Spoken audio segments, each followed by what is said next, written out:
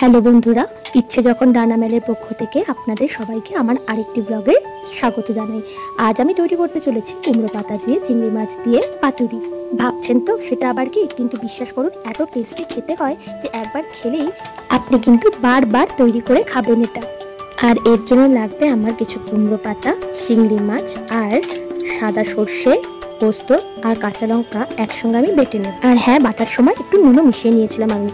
এই দেখুন একেবারে মিহি করে বাটা হয়ে গেছে। এবার আমি চিংড়ি মাছগুলোকে ধুয়ে পরিষ্কার করে তার মধ্যে ওই সর্ষে পোস্ত বাটাটা দিয়ে দেব। এরপর আমি তাতে সামান্য পরিমাণে নুন দেবো, কারণ বাটার সময় আমি নুন দিয়ে রেখেছিলাম অলরেডি। এরপর নুন দিয়ে আর পরিমাণ মতো কাঁচা সর্ষের তেল আমি ওর উপর ছড়িয়ে দিয়ে ভালো করে পেস্টটাকে চিংড়ি মাছের সঙ্গে মাখিয়ে নেব। এবার কুমড়ো পাতাগুলোকে ধুয়ে নিয়ে সেই পাতাগুলোর ওপর আমি একটা একটা করে চিংড়ি মাছ সাজিয়ে দেবো। আমি 4টে মতো পাতা নিয়েছিলাম, আর তাতে 4-5টা করে চিংড়ি মাছ আমি সাজিয়ে নিয়ে এইভাবে ফোল্ড করে নিয়েছিলাম, ঠিক পাতুরির মতো।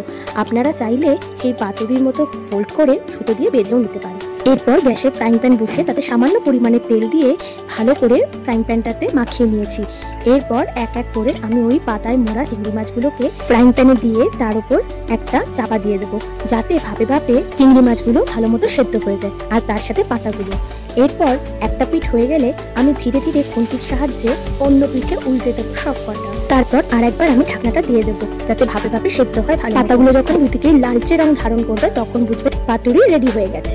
দেখুন আমি একটা পাতা খুলে দেখিয়ে দিচ্ছি চিংড়ি মাছগুলো কত সুন্দর সেদ্ধ হয়ে গেছে। আর হ্যাঁ, পাতাগুলো কিন্তু ফেলবেন না, পাতাগুলো কিন্তু ভাতের সাথে মেখে খেয়ে নেবেন।